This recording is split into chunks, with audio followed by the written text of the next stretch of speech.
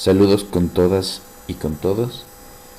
Mi nombre es Santiago Chávez y en esta ocasión voy a realizar un resumen en audio acerca del curso general de lingüística que recibo en la Universidad Politécnica Salesiana. Vamos a comenzar esta introducción con un pequeño ensayo acerca de lo que significa la lingüística. Antes que nada quiero mencionar que la bibliografía tomada se los voy a dejar en la descripción del video. Asimismo, tenemos que tener en cuenta los textos principales, que son el de Yanez Cosío Consuelo, una introducción a la lingüística general. Asimismo, he buscado una bibliografía complementaria, que es la de Arellano, Historia de la Lingüística, tomo 1, desde sus orígenes hasta el siglo XIX inclusive, y el tomo 2 de Sasiura Chomsky, de la Universidad Católica Andrés Belli. Asimismo, he tomado un libro de Julia Kristeva, El lenguaje es el desconocido, Introducción a la lingüística, muy importante para nuestra reflexión. Entonces, comenzando con nuestro ensayo, vamos a hablar acerca de la lingüística. Al pretender dar un breve resumen de historia de la lingüística, la primera cuestión es el referente al objetivo mismo de nuestro estudio, es decir, al significado y alcance de la palabra lingüística. En su acepción más amplia y general se puede decir que la lingüística es la ciencia del lenguaje y abarca por lo tanto todos los resultados que tengan por objeto el lenguaje o algunos de los aspectos del lenguaje. Comenzamos por decir que no existe una definición del lenguaje admitida unánimemente por los especialistas que desde la más remota antigüedad hasta nuestros días se han ocupado de los múltiples problemas planteados por esta importantísima actividad humana. Las diversas concepciones del lenguaje son ya una parte importante de la historia de la lingüística y por lo tanto no pueden ser expuestas en una introducción. Dentro del campo de la historia de la lingüística entran la gramática, la filología, la lingüística comparada de carácter histórico diacrónico, la lingüística descriptiva o sincrónica, la lingüística general, la teoría del lenguaje, la filosofía del lenguaje, entre otros. Asimismo, la discusión acerca del origen del lenguaje ha sido en nuestra época un verdadero tabú. La dificultad del tema no debe impedir que se intente al menos su planteamiento. La mayor dificultad que encuentra el lingüística estriba en el hecho de que nuestros conocimientos del lenguaje se remontan solo a unos pocos milenios, más allá de los cuales no ha sido posible penetrar. Algunos autores creen que el problema del origen del lenguaje cae dentro de la competencia del psicólogo, del sociólogo y del filósofo.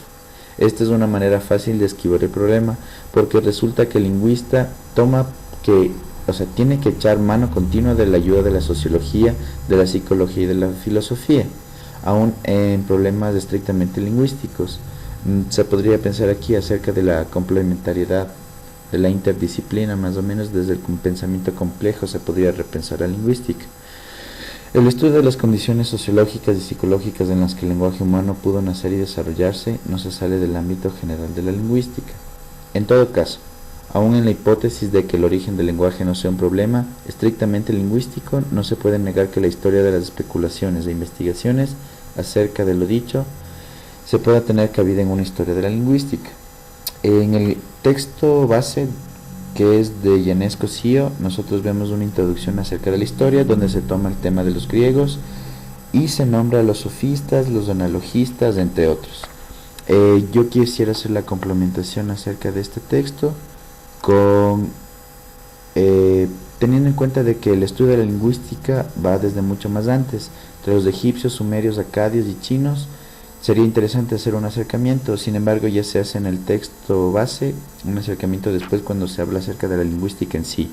Sin embargo, puedo decir que los gramáticos indios fueron los primeros en hacer un análisis científico y una descripción completa de su propia lengua.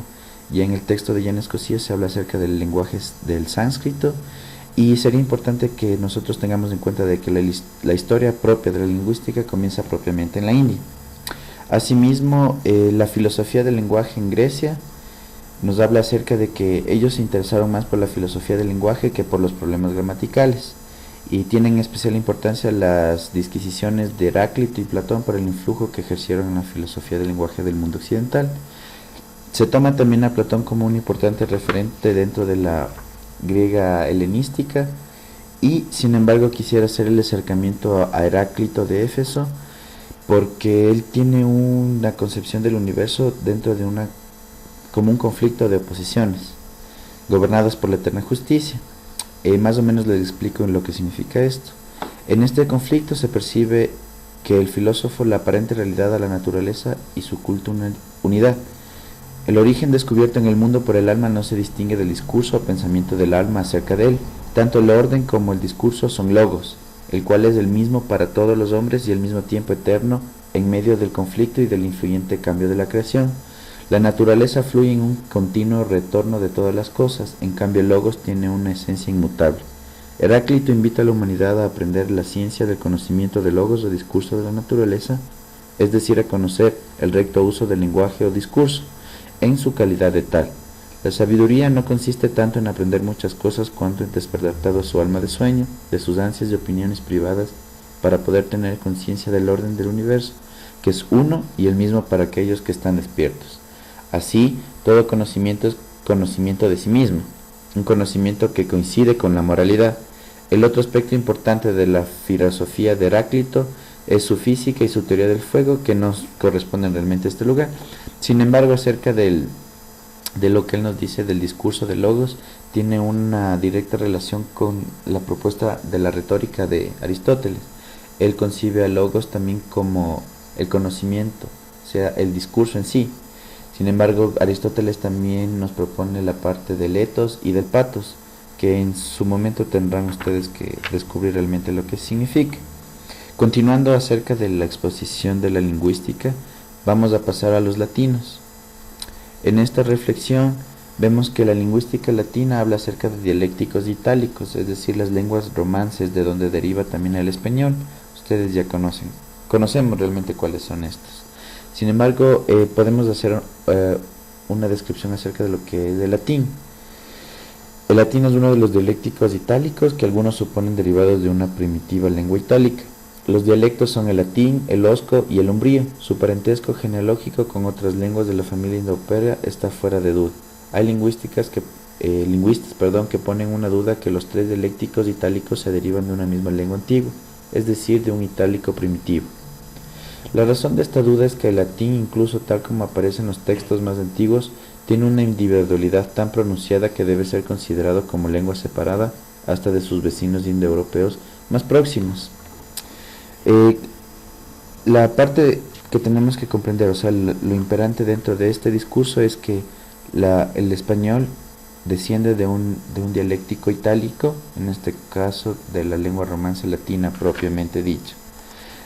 También podemos hacer un acercamiento correspondiente al estudio de la lingüística en la Edad Media. Las pocas historias de la lingüística que existen suele despachar con unas pocas páginas del panorama lingüístico de la Edad Media, al igual que lo hace Ionesco en su introducción a la lingüística. Naturalmente, a lo largo de tantos siglos se operan grandes cambios en el ámbito social, político, económico, religioso y cultural, y por eso no pueden hacerse juicios generales que pretendan caracterizar a todo el milenio. O sea, es decir, la Edad Media es un periodo de tiempo bastante extensa como para poderla estudiar completamente. Los llamados siglos oscuros no pueden compararse en el siglo XIII ni este con el siglo XIV, tomando como ejemplo el paradigma de la Edad Media. También en el campo de la lingüística conviene distinguir diversas épocas, diversos países y diversos problemas. Sin embargo, en el texto base nosotros hacemos una distinción de la época antigua, así un breve análisis nada más. Lo importante es poder conocer la lingüística moderna.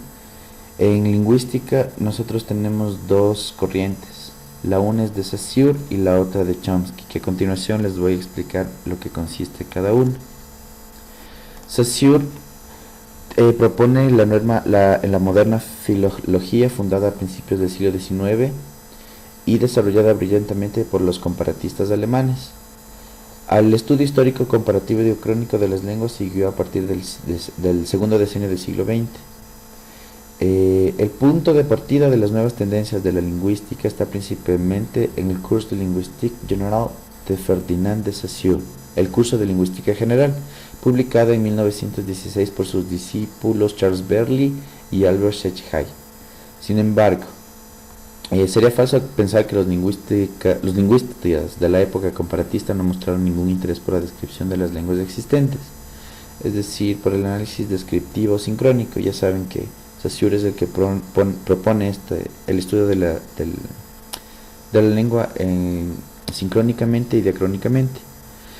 Asimismo, tenemos que decir que el concepto de forma nace aquí desde la propuesta de Saussure, que realmente también es un importante punto de partida para el estudio de la semiología, y en comparación de la semiótica de Charles Peirce en Norteamérica. Continuando con la exposición, tenemos que ver ahora la gramática generativa transformacional de Chomsky. Dentro del panorama de la lingüística norteamericana merece capítulo aparte por su novedad revolucionaria, la gramática generativa. El creador de esta teoría es americano, aunque era todavía muy joven cuando esbozó por primera vez su concepción de la gramática generativa. Se habría preparado concienzudamente para su cometido, adquiriendo una sólida formación filosófica y matemática. Chomsky reconoce el estímulo que recibió inicialmente de los métodos del análisis estructural. Asimismo, la esencia del pensamiento de Chomsky se revela en su gran obra The Logical Structure of Linguistic Theory, elaborada en sus años de becario en la Universidad de Harvard. Para concluir acerca de este breve repaso a la historia de la lingüística, tenemos que también citar las tesis de la Escuela de Praga, que me pareció un importante precepto para continuar con este esbozo. Tomando en cuenta esto del Círculo de Praga, me parece importante también que podamos hacer un acercamiento a la lingüística moderna, y en este caso quisiera compartirles la introducción del libro que hace Julia Kristeva acerca del lenguaje, que ella también hace una introducción al lenguaje. Sin embargo, les voy a compartir un fragmento de lo que ella propone. Responder a la pregunta ¿qué es el lenguaje? Nos lleva al meollo de la problemática que desde siempre ha sido la del estudio del lenguaje. Cada época o civilización, conforme al conjunto de sus conocimientos, de sus creencias y de su ideología, responde de diferente manera y considera el lenguaje en función de los moldes que la constituyen. Así pues, la época cristiana hasta el siglo XVIII tenía una visión teológica del lenguaje, preguntándose ante todo por el problema de su origen o como mucho por las reglas universales de su lógica. En el siglo XIX, dominado por el historicismo, se consideraba que el lenguaje en tanto que desarrollo, cambio, evoluciona a través del tiempo. Hoy en día predominan las visiones del lenguaje en tanto que sistema y los problemas de funcionamiento de dicho sistema. De modo que, para aprender el lenguaje tendríamos que seguir la huella del pensamiento que, en el transcurso del tiempo e incluso antes de la constitución de la lingüística en cuanto que ciencia particular, ha sido esbozando las distintas visiones del lenguaje. La pregunta ¿qué es el lenguaje? Podría y debería ser sustituida por otra. ¿Cómo ha podido ser pensado el lenguaje? Con esta reflexión, para terminar este ensayo, quisiera compartirles también acerca de mi duda de una pregunta que nos hizo nuestra maestra de lingüística acerca de si es que podría existir o no una sociedad sin lenguaje. Sin embargo, a mí me pareció mucho más interesante analizar el trasfondo de esto, porque yo propuse que realmente el lenguaje no tiene delimitado su campo dentro del estudio de la lingüística. No me refiero al lenguaje como medio epistemológico de estudio, sino más bien es la controversia que surge en contraposición de la lengua. Unos autores hablan acerca de la lingüística y otros autores hablan acerca de la lengua como principal estudio dentro del campo de la lingüística. Entonces me parece también importante realizar un debate en torno a esta confrontación que he propuesto. Y para terminar quisiera comentarles que el estudio del lenguaje me ha parecido realmente bastante apasionante, porque siempre he tenido la conciencia de que a partir del lenguaje las sociedades se fundamentan. Como ya les comenté dentro de esto, el lenguaje me parece una ciencia realmente innovadora y que tendría bastantes aplicaciones dentro del estudio científico actual, dentro del campo social obviamente, y también de las relaciones humanas. El lenguaje es una importante, yo diría, confluctuación de ideas y pensamientos. Únicamente a través del lenguaje podemos llegar a varios consensos importantes que podrían adelantar a la especie humana. Y pues nada, esta ha sido la exposición de mi tarea. Me gustaría mucho que podamos realizar otras exposiciones y espero visiten mi canal en YouTube. Adiós.